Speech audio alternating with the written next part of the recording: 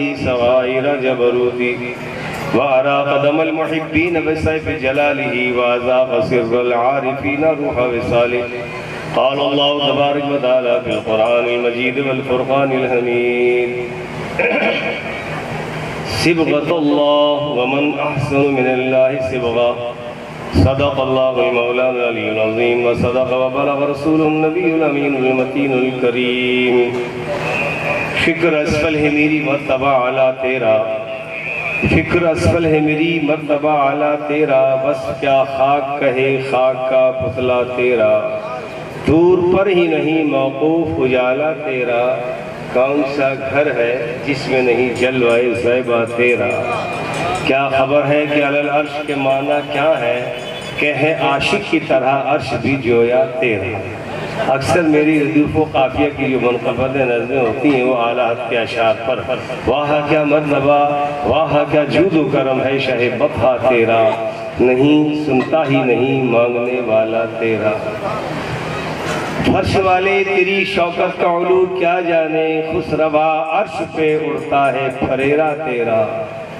حکم نافذ ہے تیرا سیف تیری خامہ تیرا دم میں جو چاہے کرے دور ہے شاہ تیرا اور اسی ردیف و قافیے میں واہ کیا مرتبہ ہے غوث ہے بالا تیرا اونچے اونچوں کے سروں سے قدم اعلیٰ تیرا کیا دبے جس پہ حمایت کا ہو پنجہ تیرا شیر کو خطرے میں لاتا نہیں کتا تیرا تجھ سے در در سے سگ اور سگ سے ہے مجھ کو نسبت میری گردن میں بھی ہے دور کا ڈورا تیرا اور اس نشانی کی جو سگ ہے نہیں مارے جاتے اس نشانی کی جو سگ ہیں نہیں مارے جاتے حشر تک میرے گلے میں رہے پٹھا تیرا ردیف و قافیہ تو یہی ہے لیکن شاعر بدل گئے حضرت علامہ حسن رضا خان کہتے ہیں خواجہ ہند وہ دربار ہے اعلیٰ تیرا خواجہ ہند وہ دربار ہے اعلیٰ تیرا کبھی محروم نہیں مانگنے والا تیرا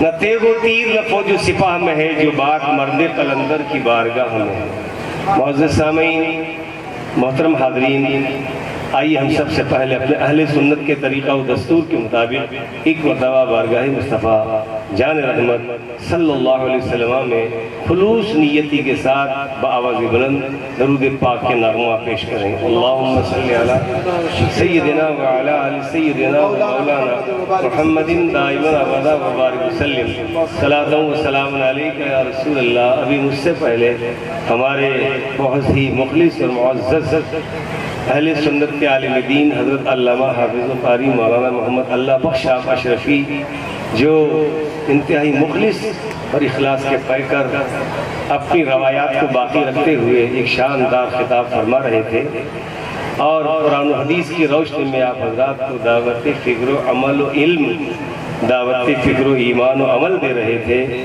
میں بھی محسوس ہو رہا تھا لیکن مجھے آپ کی کمیٹی نے یہ کہہ کر دعوت دی کہ آپ شہر سوجت میں کئی سالوں پہلے بہت تقریریں کر چکے ہیں اب ہم کو آپ کی یاد آ رہی ہے اور میں نے تقریریں کم کر دی ہیں لیکن یہاں کے آپ حضرات جو مخلص ہیں اور میں سمجھتا ہوں میں اس وقت سے یہاں تقریریں کر رہا تھا جب جو بچے آج جوان ہو گئے اس وقت پیدا بھی نہیں ہوئے شاید 30-35 سال بلکہ اس سے بھی زیادہ عرصہ تو عبدالغنی تاجر ٹھیکیدار عبدالستار لیاقت بھائی یہ سب لوگ تھے مقصود بھائی ہمارے سامنے یہ بھی سفید ہو گئے بالکل گلشن ادب کے نام سے انہوں نے ایک تنظیم قائم کی تھی پہلا میرا جلسہ عید میلاد کے گلشن ادب کی سرپرستی میں خطاب ہوا تھا ابھی ایسے ایسے اچھے مقرر آ گئے ماشاءاللہ تو اب ہم ڈھلوان میں ہیں نشیب میں ہیں اور نشیب و فراز سے چلتا رہتا ہے لیکن آپ حضرات کی محبت ہے تو ابھی ہمارے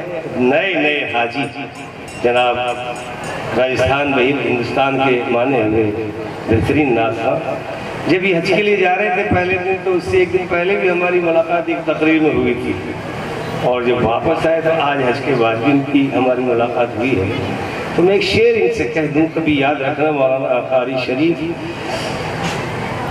کہ شاعر کہتے ہیں مبارکباد تجھ کو قصر کعبہ دیکھنے والے مبارکباد تجھ کو قصر کعبہ دیکھنے والے عقیدت مند کہتا ہے تیرے قدموں کو چومو اے مدینہ دیکھنے والے کئی مرتبہ زیارت ہوئی، سرکار دو عالم نے بلوایا، عمرے کروائے، حج کروائے، لیکن جب حاجی جاتا تو آج بھی سینے میں یہ 150 گرام گوشت کا دھڑکتا ہے اور کہتا ہے دکھا دے یا الہی وہ مدینہ کیسی بستی ہے جہاں پر رات دن مولا تیری رحمت برستی۔ لیکن مجھے مولانا محمد اللہ بخش صاحب اور ہمارے عظیم شاعر اور ناطق قاری محمد شریف صاحب نے ذہن دیا رنگ کے تعلق سے کہ مجھے رنگ دے، اسی تعلق سے میں نے قرآن کی آیت پڑھی ہے۔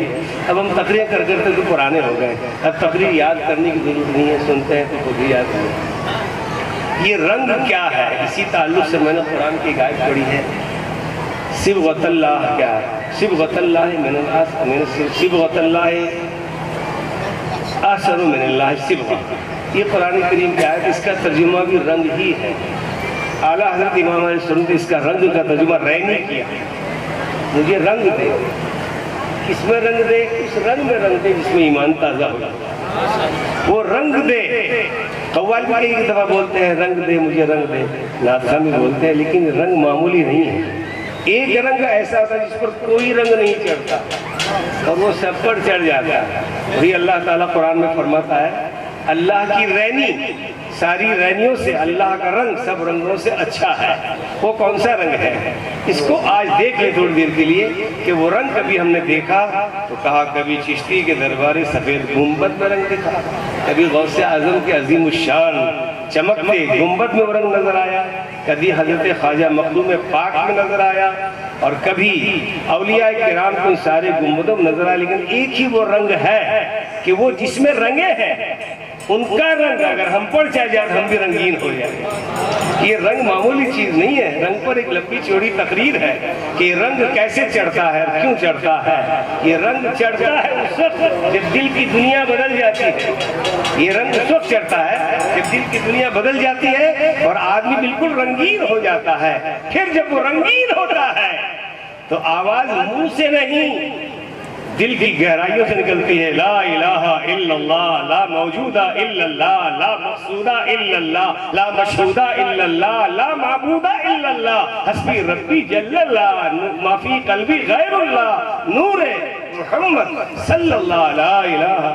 پھر دل بولتا ہے، زبان رک جاتی ہے۔ آپ نے کسی بزرگ کو نہیں، آپ کے بزرگوں نے کسی بزرگ کو دیکھا ہوگا، جب وہ بولتے ہیں الا اللہ الا اللہ الا اللہ تو زبان تو بند ہوتی ہے لیکن دل کی ایک دھڑکن الا اللہ کہتی ہے، اور اسی اللہ کی دھڑکن سے پورا ماحول روشن منور ہوتا ہے۔ یہ صوفیاء کرام کی ہمارے یہاں بھی تعلیم رہی ہے، راجستھان میں بھی تعلیم رہی ہے، لیکن ان صوفیاء کرام خاموش ہیں آج کے ماحول کو دیکھ کر۔ وہ اپنا رنگ نہیں دکھاتے، انہوں نے اپنا رنگ اپنے پیر و مرشد سے حاصل کیا، انہوں نے ان سے اور یہ رنگین نہر راجستھان سے میرے مقدس ہوتی ہوئی بغداد معلیٰ کو خواجہ حسن بصری، معروف کرخی، داؤد طائی، جنید بغدادی، امام حسن، امام حسین، جن کا نام سنتے ہی اگر تازہ پھولوں کے سامنے یا حسین کہہ دو تو ان کا چہرہ مرجھا جائے گا۔ یہ وہ رنگ ہے جو چڑھتا ہے۔ امام علی مقام نے اس رنگ کو رنگین بنایا، رنگین بنا کے یزیدیوں کے چھکے چھڑا دیے اور یہ ثابت کر کے بتایا اصلی رنگ یہ ہے کیونکہ اسلام میرے گھر سے چلا، اسلام میرے گھر سے چلا ہے، اور جس کے گھر سے جو آدمی چلتا اگر اس کو خون کی ضرورت ہوتی تو گھر والا ہی خون دیتا ہے۔ اب دینا نہ دینا جائز ہے کہ نہیں، کہ حضرت مولانا اللہ بخش صاحب بتا سکتے ہیں۔ میں دینے نہیں دینے کی بات کر رہا ہوں، خون کہاں دیا جاتا ہے۔ شوہر بیمار ہے، ڈاکٹروں کی ٹیم کہتی ہے ان کو خون کی ضرورت ہے، وہ کہہ رہی ہے میں تیار ہوں، میرا خون دے لو اور میرے شوہر کو بچا لو۔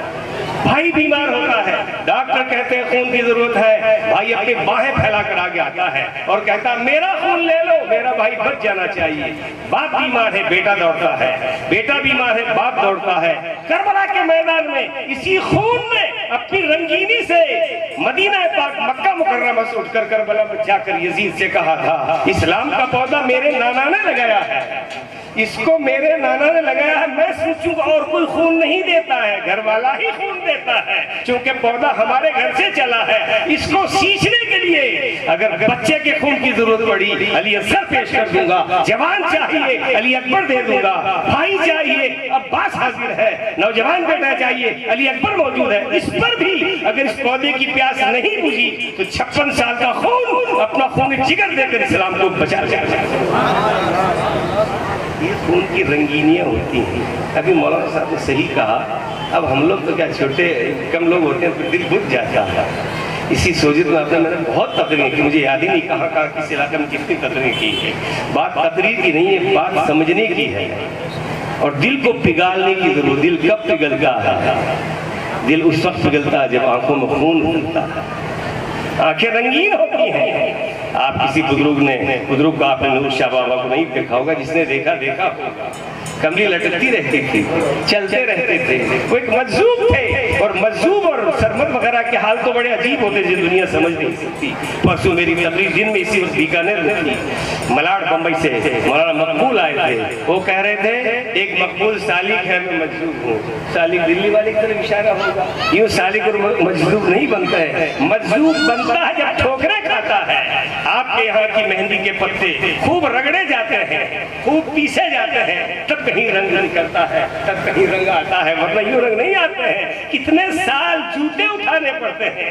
خواجہ اعظم نے، خواجہ عثمان ہارونی کے نالے نے پاک جوتوں کو اپنے سر پر رکھا، اور جب رکھ کر چلتے تھے تو اپنے آپ میں مجذوب اور مست ہو کر جھومتے تھے۔ وہی جھومنا بھی انسان کو جھماتا ہے۔ جب ایسا بندہ خدا کی بارگاہ میں محبت پہ جھومتا ہے تو اللہ کی رحمت اس پر بادل بن کر برستی ہے۔ حضرات، یہ حضرت مولانا صاحب کی تقریروں کا ہلکا سا چربہ اور تبصرہ ہے، ورنہ تقریر مجمع لائیے، بٹھائیے، اور پھر دیکھیے کہ یہ مہینہ بھی تو وہ ہے جس کے بارے میں اللہ کے نبی نے فرمایا سفر کے مہینے میں مفہوم حدیث کا 1,20,000 بلائیں نازل ہوتی ہیں۔ سفر کا مہینہ ہمارے یہاں راجستھان مارواڑ میں ہم نے کئی جگہ دیکھا، جب سفر کے مہینے کا آخری بدھ آتا ہے، مہینے کا آخری بدھ آتا ہے تو خوشی منائی جاتی ہے، اور یہ معماری کا کام کرنے والے، کمٹے کا کام کرنے والے باغیچوں میں جاتے ہیں، کھجور سے گلے ملتے ہیں، مصافحہ کرتے ہیں، معانقہ کرتے ہیں۔ آپ کے یہاں اگر نہیں ہوگا، کھجور کے پیڑوں سے ملتے ہیں، اور یہ معلوم نہیں کہ وہ مہینہ جس میں بلائیں نازل ہوتی ہیں، تم ان بلاؤں کو رد کرنے کے لیے نبی کی محبت اپنے سینے کو چیر کے دل کے ٹکڑے کر کے اس میں بسا لو۔ اس لیے دل جب اچھا رہے گا تو پورا بدن اچھا رہے گا۔ حدیث کا مفہوم ہے اذا صالح صالح الکل، جب یہ اچھا رہے گا تو کل اچھا رہے گا، وہ صالح رہے گا، اور یہ بگڑا سب بگڑے۔ یہ خراب ہوا سر ہے کتنا تو 200 گرام نمک کتنے دل کھا گئے ہوں گے، الٹا لٹا پڑا ہے سینے میں، جب یہ بگڑتا ہے تو پورا بدل گیا۔ اسے سدھاریے۔ حضرت صدیق اکبر ویسے تو صدیق نہیں بنے، پہلے دل کو سدھارا ہے۔ فاروق اعظم پہلے فاروق اعظم نہیں بنے، پہلے دل کی دنیا میں انقلاب پیدا کیا ہے۔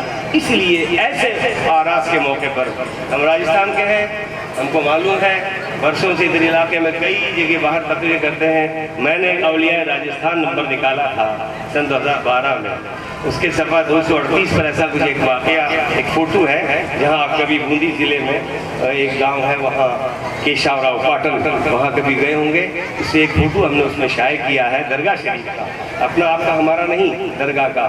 آپ بھی کبھی جائے تو بوندی ضلع میں کیشاو راؤ پاٹن ایک قصبہ ہے جہاں کے قبرستان کے اوپر ایک درگاہ ہے بہت بڑی، اور درگاہ کے پتھر ہوا میں یوں لٹکے ہوئے، کبھی جا کے دیکھ لیں۔ میرے پاس اس کا نقش بھی موجود ہے لیکن کتاب ابھی پاس میں نہیں ہے۔ 418 صفحے کی 28 اولیاء کرام کا جو راجستھان کے اولیاء، ان کا ذکر میں نے، جب میں راجستھان مسلم وقف بورڈ کا کانگریس کے پچھلے دور میں ممبر تھا، اس وقت یہ میں نے شائع کیا تھا اولیاء راجستھان نمبر۔ اللہ کا سے بڑا مقبول ہوا۔ آج بھی آپ دیکھیں گے پتھر لٹک رہے ہیں، کبھی جانا ہو تو دیکھیں ان پتھروں کے یوں لٹکتے ہوئے پتھروں کو ہوا میں جھولتے ہیں، ان کے اوپر سے لوگ نکلتے ہیں۔ یہ وجہ کیا ہے؟ یہ وجہ ان کے دل کی دنیا، پہلے خدا کے ہو جاؤ پھر ساری کائنات تمہاری ہو جائے گی۔ اس کی خشکی ہو گئی، اس کی ترائی ہو گئی، اور جو محمد کا ہوا اس کی خدائی ہو گئی۔ حضرات، اسلام کو سمجھنے کی کوشش کریں۔ آپ وہ تھے کہ آپ کے نام سے دنیا کا پیشاب نکل جاتا تھا، نام لینے کی یہاں ضرورت نہیں ہے۔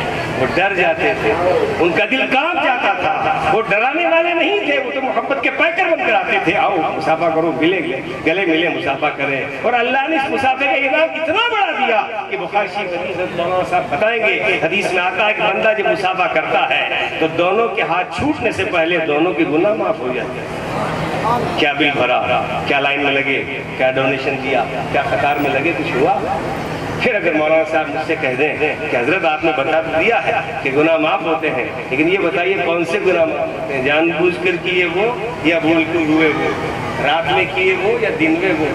تو دن اور رات کی گنتی مت کیجیے حضرت مولانا صاحب. بات یہ ہے کہ نبی نے فرمایا گناہ معاف ہوتے ہیں، تو ہے قول محمد قول خدا، فرمان نہ بدلا جائے گا اور بدلے کا زمانہ لاکھ مگر قرآن نہ بدلا. نبی نے فرمایا معاف ہوتے ہیں، تم وزن کیوں کرتے ہو؟ آپ تول مول کیوں کرتے ہو کہ معاف ہوتے ہیں؟ آپ تو یہ کہو نبی نے فرمایا معاف ہوتے ہیں، تو یا رسول اللہ آپ کی رحمت ہماری نظریں ہیں، چھوٹے بھی معاف ہوتے ہیں، بڑے بھی معاف ہوتے ہیں، رات والے بھی معاف ہوتے ہیں، دن والے بھی معاف ہوتے ہیں، جو جان بوجھ کر ہو گئے وہ بھی معاف ہوتے ہیں، اور جو بھول کر ہو رہے وہ بھی معاف ہوتے ہیں. ہماری نگاہیں تو آپ کے پیارے گنبد پر ہے، جب ہم نگاہیں اٹھاتے ہیں تو دل کی دھڑکنیں تیز ہوتی ہے، پھر اللہ والوں پر ہماری نگاہیں پڑتی ہیں. اٹھائیے راجستھان کی تاریخ. میں نے بہت بڑی تاریخ پڑھی راجستھان کی، خالی خواجہ صاحب ہی کو نہیں بلکہ ان اولیاء کرام کی تاریخیں پڑھیے. ہمارے ناگور شریف کے بزرگ سلطان تارکین صوفی احمد الدین ناگور جہاں کے حضرت ہے، جہاں کا میں ہوں. آئیے جس وقت فجر کی نماز پڑھ کے صوفی صاحب ناگور کے دلی گیٹ سے نکلتے تھے فجر پڑھا کر، تو 5 منٹ میں اجمیر کا دلی گیٹ، اور جب ظہر اثر مغرب عشاء پڑھا تو خواجہ صاحب اپنے مرید کے ساتھ چلتے تھے، اور جب اجمیر کے دلی گیٹ پر پہنچتے تو کہتے جاؤ بیٹا اللہ کامیاب کرے، تو 2 منٹ میں ناگور کا دلی گیٹ. یہ کیا ہے، کیا چیز تھی؟ کچھ سمجھ میں دونوں ہی جگہ دلی گیٹ ہے. میرے گھر کے پاس بھی دلی گیٹ ہے، اجمیر شریف میں بھی دلی گیٹ ہے، لیکن ہے کیا؟ کہا اللہ کا بندہ جب اللہ والا ہو جاتا ہے تو اللہ اس کے لیے زمین کو سمیٹ دیتا ہے، یہ سب وہ چاہتا ہے ہوتا رہتا ہے. اس لیے اللہ والوں کی شان سمجھو. اور یہ مستورات، یہ لیڈیز، یہ اللہ کی بندیاں، یہ ہوا کی بیٹیاں، میں اپنے کمیٹی کے لوگوں سے بھی یہ عرض کروں گا کہ ابھی عرض آپ کے کئی ٹائم سے چل رہے ہیں، خدا نہ کرے یہ اللہ کی بندیاں آگے بڑھ کر مزار تک نہیں پہنچ جاتے، وہاں ان سے دور رکھیے. ان کی دعائیں اے ماں بہنوں سن لو کان کھول کر، تمہاری دعائیں دور سے قبول ہو جائے گی. آپ تو دور سے دعا کرو، یہی صحیح رہے گا.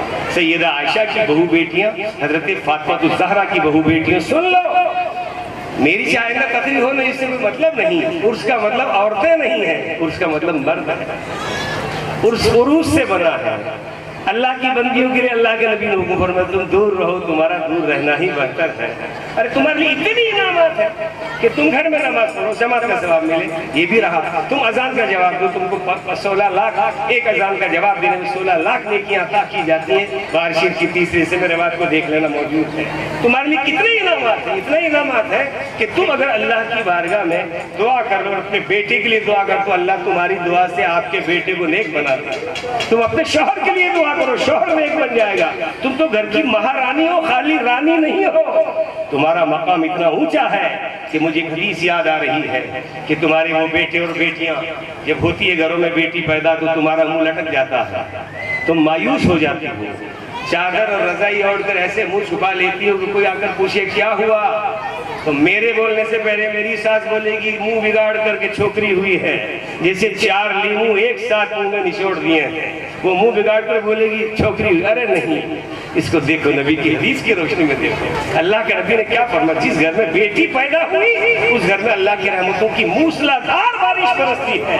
اور ایک بات میں اور بتا دوں، ماں کا مقام کہ اگر کسی عورت کا ادھورا بچہ گر جائے، گرایا نہیں گر جائے، تو جامع حدیث کے اندر یہ بات موجود ہے جو اعلیٰ حد کے فتح رضویہ میں سے حدیث منتخب کی ہے. مولانا حنیف صاحب نے اس میں لکھا ہے کہ ماں باہر کھڑی رہے گی اور وہ ادھورا بچہ لٹ، لال پیلی لٹ جو ماں کے پیٹ سے ادھورا گرا ہے، وہ بچہ جنت کے دروازے پر کھڑے ہو کر اپنے نالے سے ماں کو کھینچ کر جنت میں لے آیا. ارے اللہ کا کرم تو دیکھ. اس لیے درگاہ پر اللہ کی بندیوں، مولانا فیاض کا یہ آخری پیغام یا پہلا پیغام جو بھی سن لو، تم درگاہوں پر بھیڑ مت کرو خدا کے واسطے.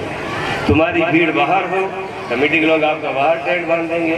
آپ کو اگر آنا ہے یہ کھینچے پاپڑ، یہ جھولے، یہ سب کیا ہے سر؟ تمہارے سامنے دنیا ناچی ہے، جھولی ہے. تم کیا دنیا والوں کے سامنے جھولوں کو دیکھتی ہو؟ تمہارے نام سے سیدہ فاطمہ بی بی کے نام سے دنیا میں انقلاب آیا ہے. میں عرض کرنا چاہوں گا کہ آپ اور ہم سب عرس کی محفل ضرور کرو. مجھے بڑی مسرت اور خوشی ہوئی کہ یہاں کے آپ کے سوجت کے باحوصلہ زندہ دل لوگوں نے یہ مجلس منعقد کی. اچھی بات ہے، اور یہ بھی اچھی بات ہے کہ کہیں ڈھولک نہیں بجی، اس لیے کہ ڈھولک بج کر ہارمونیم بجتا ہے، وہاں شیطان بڑے ٹھاٹ سے براجمان ہوتا ہے. میں قوالی کا منکر نہیں ہوں، لیکن قوالی سننے والے رہے نہیں. دنیا سے چلے گئے آپ اس ساتھ، وہ دنیا سے جا چکے ہیں. اس لیے ہم کو تو اپنے دل میں اللہ کو، اس کے رسول کو یاد کرنا ہے، اور ایسا یاد کرنا ہے کہ یہ اللہ والے جو ان کی نگاہیں بہت تیز ہیں. ایک مرتبہ درود شریف پڑھو تو اللہم صلی علی سیدنا وعلی آل سیدنا مولانا محمد منبع العلم والحلم والحکم معدن الجود والکرم وآلہ وصحبہ وبارک وسلم. یہ ہم کو باہر سے دیکھتے ہیں، باہر والوں کو سب کو دیکھتے ہیں. اگر ادھر نوگز پیر، ہمارے ناگور میں بھی نوگز پیر ہے، ناگور شریف میں نوگز پیر ہے. یہ نوگز والے میں تقریر کرنے کے لیے سورت گیا تھا، گجرات والا سورت. اور سورت میں کسی نے بتایا صاحب یہاں ایک نوگز پیر ہے، آپ ان کی کرامت سنی ہے؟ میں نے کہا نہیں، آپ بھی دھیان سے سنو. میں نے کہا نہیں سنی. کہا ہمارے ساتھ چلو. ہم سورت سے مین روڈ پر گئے، اور کافی 2 سال پہلے مودی نے ایک آرڈر نکالا تھا کہ راستے میں کوئی مندر یا درگاہ روڈ مین ہائی وے پر آ جائے تو اسے ہٹا دو. 4 دن پہلے ادھیکاری چوکڑی مار کر گئے تھے کہ درگاہ ہٹ جائے گی، لیکن جب تیسرے دن آ کر تیاری کی ہٹانے کی تو 10 گز سڑک سے مزار پاک دور جا چکا تھا. ارے مزار کو کس نے سرکھایا؟ وہ چاہتے ہم پر کدال کیوں چلے؟ ہم تو دنیا والوں کو کدال چلا کر اپنا بناتے ہیں. میں نے خود اس 9 بجے پیر کے مزار کی، جو سورت کے پاس میں گاؤں کا نام اس وقت یاد نہیں آ رہا ہے، وہاں ہے. تو اللہ والوں کی شام تو بہت ہے بھائی. اندر سے دیکھتے ہیں آپ کو کہ ہمارے سامنے آنے والے کیا کیا کر رہے ہیں. اور جب آپ قبرستان کا مردہ ہم کو دیکھتا ہے، سوجت میں قبرستان ہے کہ نہیں بھائی؟ بولو تو، سوجت میں قبرستان ہے؟ کتنے ہیں؟ 2-3 تو ہوں گی. آپ جب قبرستان جاتے ہو تو کس لیے جاتے ہو؟ جاتے ہو تو سلام کرتے ہو؟ کرتے ہو سلام؟ ذرا کر کے بتائیے کیا کرتے ہو سلام؟ یہاں کے ہم جاتے ہیں تو سلام کرتے ہیں السلام علیکم یا اہل القبور. اور موٹے والا بڑا سلام ہے تو السلام علیکم یا دارا قوم یا دارا اہل قوم انتم سلفون وإنا انشاءاللہ بکم لاحقون. یہ بڑا سلام ہے قبرستان جانے کا. اب پھر ہوتا ہے کہ ارے کیوں کرتے ہو؟ تو کہا وہ ہمارا سلام سنتے ہیں تو وہی جواب بھی دیتے ہیں. نہیں یہ علماء کی نورانی جماعت بولے گی، وہ جواب بھی دیتے ہیں، پہچانتے بھی. یہ محمد رمضان جو اچھے ناطق ہیں ماشاءاللہ، اب تو شاید بھول گئے ہیں یہ. تو یہ اگر کوئی آپ سے آ کر یہ کہے کہ صاحب اگر کوئی حضرت یا آپ نے حدیث تو بیان کر دی کہ مردہ سنتا ہے ہمارے سلام کا جواب دیتا ہے، یہ سنتے ہیں کہ نہیں بابا؟ دونوں سنتے ہیں کہ نہیں؟ سلام کا جواب دیتے ہیں.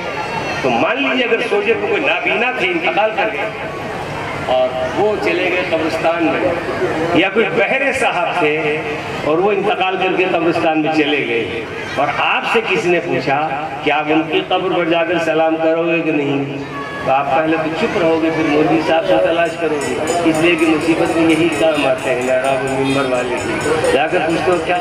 ایک سوال کیا تھا کہ اندھا تھا اور بہرا بھی تھا، اس کا انتقال ہو گیا، ہم ان کی قبر پر جا کر سلام کریں کہ نہیں؟ اس لیے عقل تو بولتی ہے کہ بہرا تھا تو کیا سنے گا؟ جب زمین کے اوپر نہیں سنتا تھا تو زمین کے نیچے کیسے سنے گا؟ جب زمین کے اوپر نہیں دیکھتا تھا تو نیچے کیسے دیکھے گا؟ لیکن عقل کے خلاف اسلام ہے. بے خطر کود پڑا آتش نمرود میں، عشق عقل ہے محو تماشا لب وام ابھی. آپ کا ضمیر بولے گا مولانا صاحب آپ چاہے پتہ ہے نہ پتہ ہے، میرے نبی نے فرمایا ہے کہ قبر کا مردہ سنتا ہے، قبر کا مردہ دیکھتا ہے. تو چاہے دنیا میں اندھا تھا یا دنیا میں بہرا تھا، ہم سلام کریں گے تو اس کا پاور قبر میں جا کر تیز ہو جائے گا. وہ ہمارا سلام بھی سنے گا، ہماری سلام کا جواب بھی دے گا. کیا خیال ہے آپ کا؟ اس لیے مولویوں سے فتویٰ ضرور اچھا پتہ چلا کہ رسول کی امتیوں کا پاور مرنے کے بعد وہ تیز ہو جاتا ہے. جب عام آدمی کا پاور تیز ہوتا ہے تو یہ تو اللہ کے خاص بندے ہیں. اب بھائی جس سلسلے بھی ہوں گے, ہم تو سنتے ہیں اجمیر شریف جیسا قریب ہو سکتا ہے, اجمیر کی ہوائی سے گزری, اللہ کے ولی نے ولی بنا دیا. جس سلسلے کے بزرگ ہیں بن گئے بزرگ.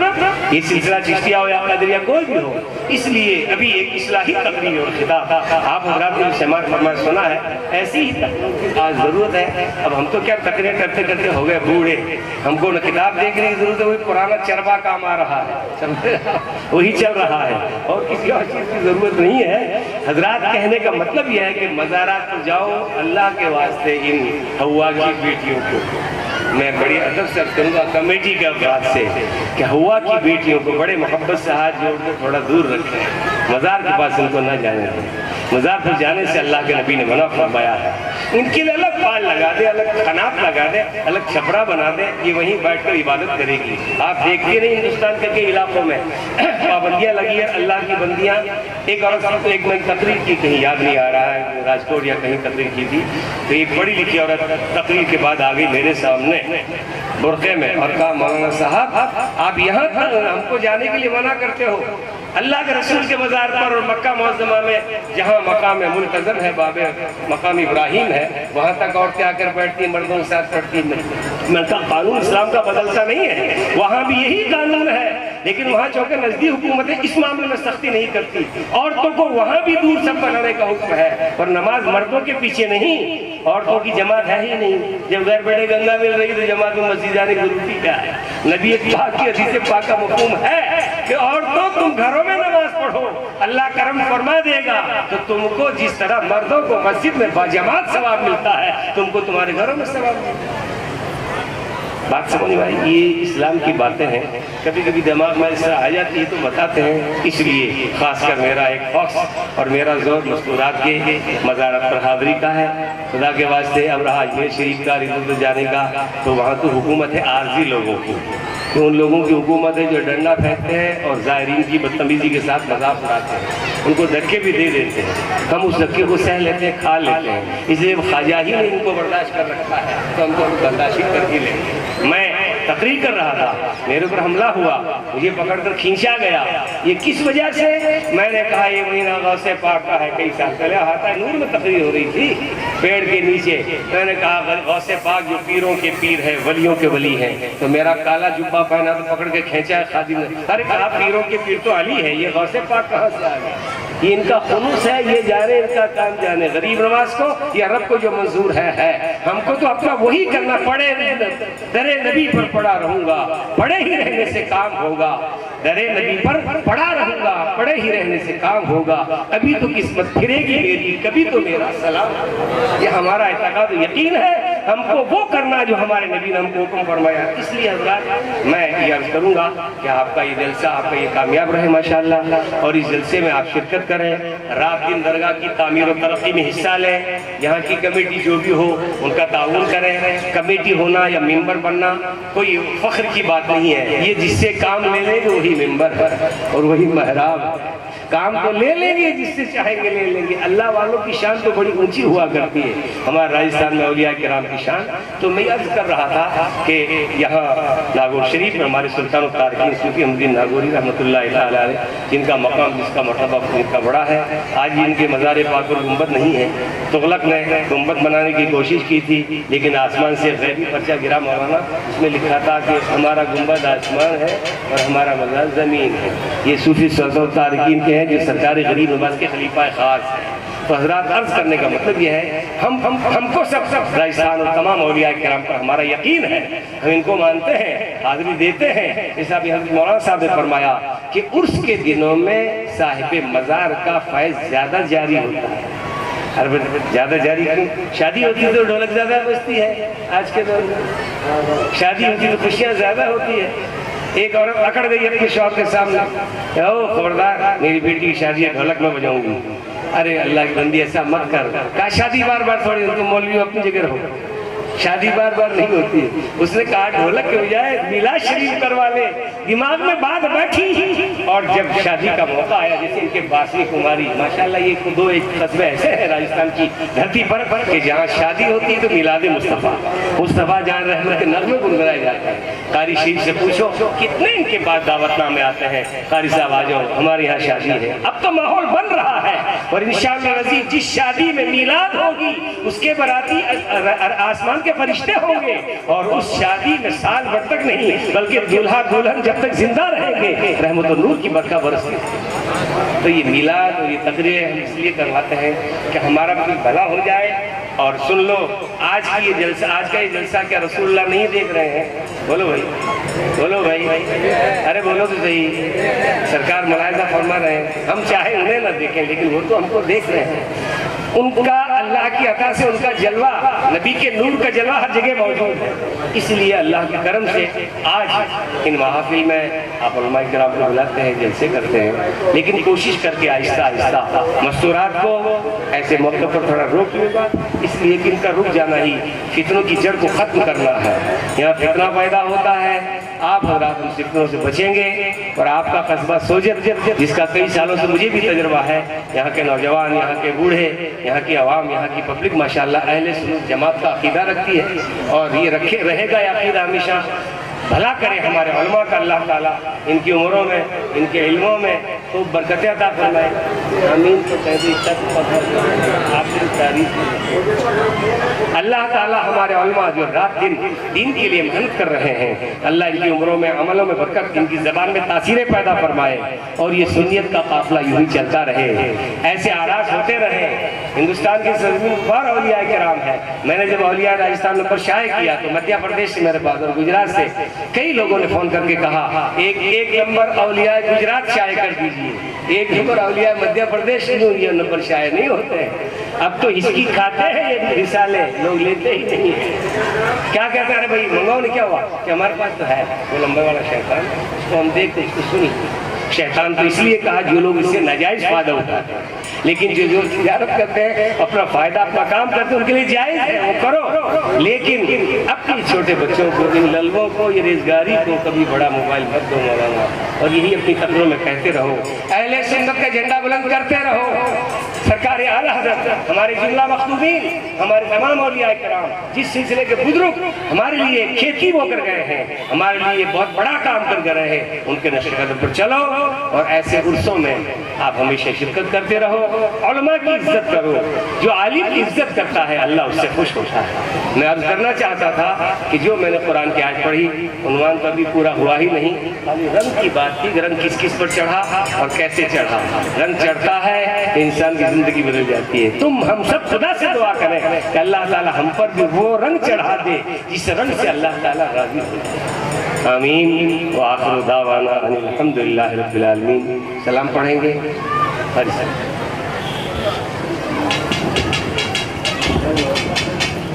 یا حبیبی مرحبا، یا حبیبی مرحبا، جد الحسینی مرحبا، یا نور العینی مرحبا، کعبے کے بدرالدجا، کعبے کے بدرالدجا، تم پہ کروڑوں درود، طیبہ کے شمس و ضحیٰ، تم پہ کروڑوں درود، یا حبیبی مرحبا، یا حبیبی مرحبا، جد الحسینی مرحبا، یا نور العینی مرحبا، دل کرو ٹھنڈا میرا وہ کفے پا